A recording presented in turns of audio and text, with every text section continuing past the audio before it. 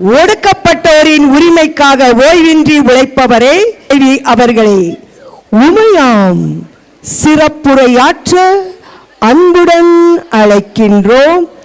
உள்ளத்தில் வலிமை, தோற்றத்தில் எளிமை, பழகுவதில் இனிமை, பணியில் பொறுமை, செயலில் புதுமை, அன்பு செலுத்துவதில் உமக்கு இருந்ததில்லை வறுமை.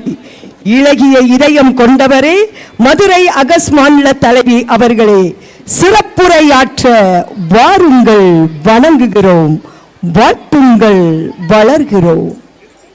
தூய உள்ளம் தேவன் இல்லம் என்ற விருது வாக்கோடு 71வது ஆண்டு விழாவை சீரும் சிறப்புமாக கொண்டாடி கொண்டிருக்கின்ற நிர்மலா மேல்நிலை பள்ளியின் ஆண்டு விழாவிற்கு தலைமையேற்று வருகை புரிந்துள்ள எம் சபை அதிபர் அன்னை அவர்களே, இந்த விழாவிற்கு சிறப்பு விருந்தினர்களாக இப்பள்ளியின் முன்னாள் மாணவிகளாக வருகை புரிந்துள்ள மருத்துவர் சங்கீதா அவர்களே மற்றும் தலைமை ஆசிரியை நாகஜோதி அவர்களே, இப்பள்ளி மாணவர்களுடைய வளர்ச்சியை மட்டுமல்லாது இந்த நிர்வாகத்தின் மீது அக்கறையும் அன்பும் கொண்டு பல்வேறு நலத்திட்ட உதவிகள் வழியாக இந்த பள்ளியை மென்மேலும் வளர்ச்சியடை செய்து கொண்டிருக்கின்ற திருவாளர் அண்ணாச்சி முத்தரசு அவர்களை, மாணவர்களுடைய வளர்ச்சியையும் நிர்வாகத்தின் வளர்ச்சியையும் இந்த பள்ளி இன்னும் பல்வேறு விதங்களில் வளர்ச்சி அடைய வேண்டும் என்ற முனைப்போடு பல செயலாக்கங்களை செயல்பட்டு வருகின்ற இப்பள்ளியின் தாளாளர் அருட்சகோதரி ஞான சௌந்தரி அவர்களே, மாணவர்களின் கல்வித்திறன் மட்டுமல்ல பல்வேறு திறமைகளில் இம்மாணவர்கள் வளர வேண்டும் என்ற உயர்ந்த நோக்கோடு பல்வித போட்டிகளுக்கு அனுப்பி பரிசுகள் பெற சாதனையாளர்களாக உருவாக்கி கொண்டிருக்கின்ற அயராத உழைப்பாளியாக அல்லும் பகலும் உழைத்து கொண்டிருக்கின்ற இப்பள்ளியின் தலைமை ஆசிரியை அருட்சகோதரி ஜோஸ்பின் ராணி அவர்களை, அவர்களோடு இணைந்து மாணவர்களுடைய கல்வி வளர்ச்சியில் உறுதுணையாக இருந்து பணியாற்றி வருகின்ற அன்பு ஆசிரிய அருட்சகோதரிகளே, எம் பள்ளி நிர்வாகத்தோடு எல்லா விதங்களில் ஒத்துழைப்பு கொடுத்து பணியாற்றி வருகின்ற அன்பு ஆசிரியர் பெருமக்களே, அலுவலக பணியாளர்களே, இந்த அரங்கத்தையும் இந்த மேடையும் அழகுற செய்து கொண்டிருக்கின்ற அன்பு மாணவ கண்மணிகளே, உங்கள் அனைவருக்கும் என்னுடைய நண்பர்கள் வணக்கத்தை அன்புடன் தெரிவித்துக் கொள்கின்றேன். பெண்களுக்கு கல்வி வேண்டும், குடித்தனம் பேண. பெண்களுக்கு கல்வி வேண்டும், மக்களை பேண. பெண்களுக்கு கல்வி வேண்டும், உலகை பராமரிக்க. பெண்களுக்கு கல்வி வேண்டும், கல்வியை விரிவுபடுத்த என்ற பாரதியாரின் பொன்மொழிக்கேற்ப இந்த மதுரை மாநகரில் மிகவும் சிறந்த பள்ளியாக 71 ஆண்டுகளை கடந்து 75வது ஆண்டு மணிவிழாவை கொண்டாட காத்து கொண்டிருக்கின்ற இந்த நிர்மலா பெண்கள் மேல்நிலை பள்ளியில் ஏழை எளிய பின்தங்கிய நிலையில் உள்ள சுற்றுப்புறங்களில் உள்ள கிராம பெண்களினுடைய கல்விக்கண் திறப்பதற்காக அயராது உழைத்து வருகின்ற அமலவை சகோதரிகளின் முக்கிய இடமாக, அமலவை சகோதரிகளுக்கே ஒரு முன் உதாரணமாக திகழ்கின்ற இந்த பள்ளியை நினைக்கும் பொழுது உண்மையிலேயே பெருமகிழ்வு அடைகின்றேன். அமலவை சகோதரிகள் என்றால் அடையாளம் தெரியாது, நிர்மலா சிஸ்டர்ஸ் என்றால் அடையாளம் தெரியும். அந்த அளவிற்கு மதுரை மட்டுமல்ல தமிழகத்தின் எந்த பகுதிகளில் இருந்தாலும் நிர்மலா ஸ்கூல் சிஸ்டர்ஸ் என்றாலே அடையாளத்தை தெரிந்து கொள்ளக்கூடிய அளவிற்கு பெரிய பள்ளியாக இந்த பள்ளி திகழ்கின்றது என்றால் அதற்கு காரணம் இங்கு படித்து பல சாதனையாளர்களாக திகழ்ந்த மாணவர்களுடைய பல்வேறு வளர்ச்சிகள் மட்டுமே. கல்வி என்பது ஒருவருக்கு தன்னுடைய அடிமைத்தனத்திலிருந்து அவர்கள் விடுதலை பெறுவதற்கே ஒரு உயர்ந்த கல்வியாக இருக்கின்றது என்று கூறுகின்றார் அறிஞர் ஆல்பர்ட் ஐன்ஸ்டீன் அவர்கள். இந்த கல்வி என்பது நம்மளுடைய நிகழ்காலத்திலிருந்து கற்றுக்கொள்ளக்கூடியதற்கும் பல சாதனைகளை நிகழ்த்துவதற்கும் உதவியாக இருக்க வேண்டும். இந்த கல்வி என்பது உலகை மாற்றுவதற்கு மட்டுமல்ல, உங்களை மாற்றுவதற்கும் உங்களோடு இருப்பவர்களோடு ஒரு நல்லிணக்கமான ஒரு உறவை கொள்வதற்கும் தான் ஒரு சிறந்த கல்வியாக இந்த கல்வி திகழ்கின்றது என்பதை நினைக்கும் பொழுது மகிழ்கின்றேன்.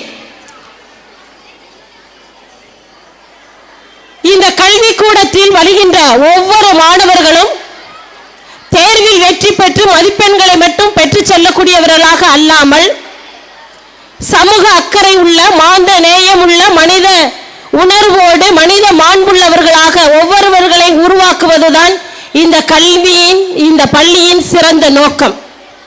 எனவே அன்பு மாணவ செல்வங்களே, அன்பு பெற்றோர்களே, எனக்கு முன்பாக உரையாற்றிய வாழ்த்துரை வழங்கிய மருத்துவர் சங்கீதா அவர்கள் கூறினார்கள், இந்த பள்ளியில் தான் படிப்பதற்கு 8 மணி நேரம் காத்திருந்து இந்த பள்ளியில் சேர்க்கை நடைபெற்று இந்த பள்ளியில் நான் தானும் ஒரு மாணவியாக சேர்ந்து படித்தேன் என்று.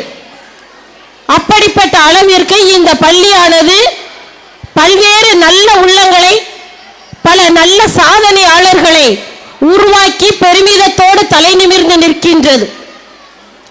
இந்த பள்ளியின் வளர்ச்சியை ஒவ்வொரு ஆண்டும் காணும்போது பலவிதமான 100% தேர்ச்சிகளை இந்த பள்ளியானது ஒவ்வொரு ஆண்டும் கொடுத்து கொண்டே இருக்கின்றது. ஏறக்குறைய 12ஆம் வகுப்பு, 11ஆம் வகுப்பு, 10ஆம் வகுப்பு மாணவர்களுடைய எண்ணிக்கையை கணக்கிடும் பொழுது எங்களுடைய பள்ளியில ஒரு சில பள்ளிகள்ல இங்க படிக்கிற 12ஆம் வகுப்பு மாணவிகளுடைய மொத்த எண்ணிக்கை தான் ஒரு சில பள்ளிகளுடைய எண்ணிக்கையே. அந்த அளவிற்கு இந்த மேல்நிலை வகுப்புகளுடைய மாணவர்களுடைய எண்ணிக்கையானது அதிகப்படியாக இருந்தாலும் 650, 700, 800 மாணவிகளை கொண்டு பாடங்களை நடத்தினாலும் அத்தனை மாணவ செல்வங்களையும் 100% தேர்ச்சி அடைய வேண்டும் என்பதற்காக அயராது உழைத்து வருகின்றார்கள் ஆசிரியர் பெருமக்கள். தங்களுடைய சொந்த நலனை கூட கருத்தில் கொள்ளாமல் மாணவர்களுடைய நலனை மட்டுமே கருத்தில் கொண்டு அவர்களுக்காக உழைத்து வருகின்ற இந்த ஆசிரியர் பெருமக்களோடு இணைந்து இந்த அமலவை நிர்வாகமானது இந்த பள்ளி 100% தேர்ச்சி அடையும் போது உள்ள மகிழ்ந்து உவகை கொள்கின்றது. அன்பு மாணவ கண்மணிகளே, ஒரு சிறிய கதை வழியாக உங்களுக்கு நான் கல்வியினுடைய அவசியத்தையும் இந்த கல்வி சாலையில் நீங்கள் படிப்பதினால் உங்களுக்கு கிடைக்கக்கூடிய பல்வித நற்பண்புகளை நான் எடுத்து சொல்ல விரும்புகின்றேன். ஒரு அடர்ந்த காற்றில் ஒரு முனிவர் வாழ்ந்து வருகின்றார். அவரிடம் பல பாடங்களை கற்றுக்கொள்வதற்காக பலர் அந்த ஆசிரமத்துக்கு போறாங்க. ஏற்கனவே நீங்க பார்த்த நாடகத்துல அகத்தியர் முனிவரிடம் பாடங்களை கற்றுக்கொள்வதற்காக வந்த சிஷ்யர்கள் போல அந்த முனிவரிடமும் பாடங்களை கற்றுக்கொள்வதற்காக பல சிஷ்யர்கள் போறாங்க. அதுல ஒருவர் அந்த நாட்டினுடைய இளவரசரும் போறார். பயிற்சி ரொம்ப கடுமையாக இருக்கு.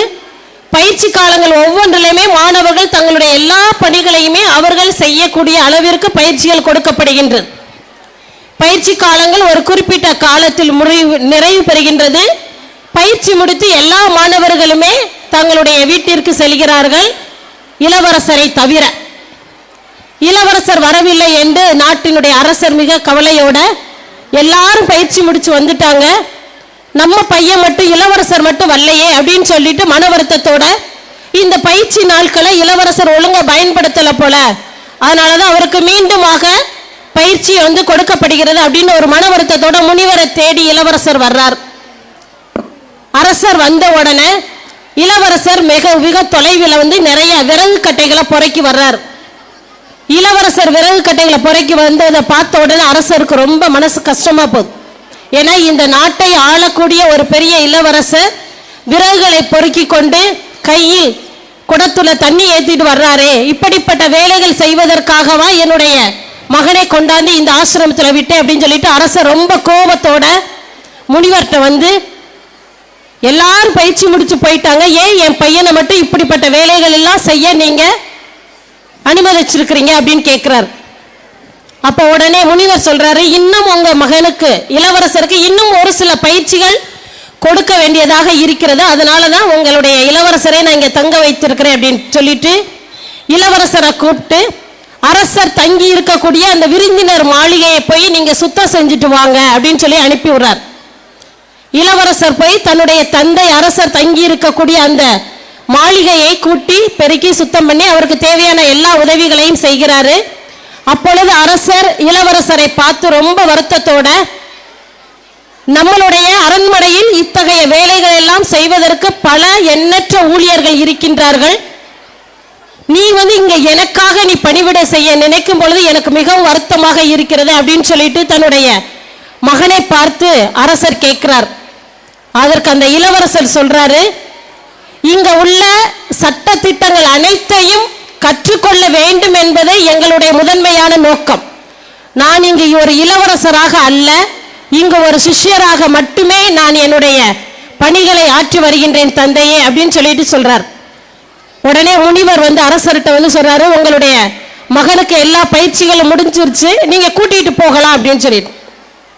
அப்ப அரசருக்கு ஒண்ணுமே புரியல, எதுவுமே நடக்கல. என்ன பயிற்சி இருக்குன்னு சொன்னாங்க, நம்ம நம்மளுடைய அறையை சுத்தம் செய்ய சொன்னாரு, முடிஞ்சு வச்சு உடனே கூட்டிட்டு போக சொல்றாரு அப்படின்னு சொல்லிட்டு முனிவர்கிட்ட கேட்கிறாரு அரசர். அப்ப முனிவர் சொல்றாரு, எத்தகைய நபராக இருந்தாலும் அந்தந்த இடத்துக்குரிய சட்ட திட்டங்களை கடைபிடிக்கும் பொழுது அவர்கள் எல்லா விதத்திலும் சிறந்தவர்களாக இருப்பார்கள். அதனால் உங்களுடைய மகன் நாட்டிற்கு இளவரசராக இருக்கலாம், ஆனால் இந்த ஆசிரமத்தினுடைய அனைத்து சட்ட திட்டங்களையும் அவர்கள் கடைபிடித்தார். தந்தை வந்திருந்தாலும் கூட அதையும் பொருட்படுத்தாமல் தான் இட்ட பணியை அவர் சிறப்பாக செய்ததால் அவர் இந்த நாட்டை ஆளக்கூடிய அத்தனை தகுதியும் அவருக்கு கிடைத்திருக்கிறது. எனவே நீங்கள் உங்களுடைய இளவரசரை உங்கள் நாட்டிற்கு அழைத்து சென்று அவருக்கு நீங்கள் முடிசூடி மகிழலாம் என்று முனிவர் கூறுகிறார். தந்தை மிகுந்த மகிழ்ச்சியோடு தன்னுடைய இளவரசருக்கு அந்த ஆசிரமத்திலேயே முடிசூடி தன்னுடைய நாட்டிற்கு மன்னராக அழைத்து செல்கின்றார். அன்பு மாணவ கண்மணிகளே, இது ஒரு சிறிய கதையாக இருந்தாலும் நீங்கள் படிக்கின்ற இந்த பள்ளியில் உங்களுக்கு கொடுக்கப்படுகின்ற பாடத்திட்டங்களையும் இந்த பள்ளியினுடைய நோக்கங்களையும் ஒழுங்குகளையும் சட்டத்திட்டங்களையும் நீங்கள் முறையாக கடைபிடித்தீர்கள் என்றால் நீங்களும் ஒரு நாளில் முடிசூடக்கூடிய அளவிற்கு பெரிய சாதனையாளர்களாக திகழ்வீர்கள். இந்த பள்ளி என்பது இந்த கல்வி காலங்கள் என்பது மாணவர்களுக்கு மிகவும் முக்கியமான காலம். நிறைய பேருக்கு படிக்கிறது ரொம்ப கஷ்டமா இருக்கும். லீவு எப்படா விடுவாங்க, தீபாவளி நெருங்கிடுச்சு, தீபாவளி ட்ரெஸ் எடுக்கணும் அப்படின்னு சொல்லிட்டு எல்லாருமே காத்துக்கிட்டு இருக்கிறீங்க. நாளைக்கு ஒரு நாள் தான் இருக்கு, எப்போ போய் தீபாவளிக்கு ட்ரெஸ் எடுக்கிறது, இன்னும் ஸ்கூல்ல இருக்கிறமே அப்படின்னு சொல்லிட்டு ஹாஸ்டல்ல உள்ளவங்களும் சரி, டே ஸ்காலர்ஸ் எல்லாம்.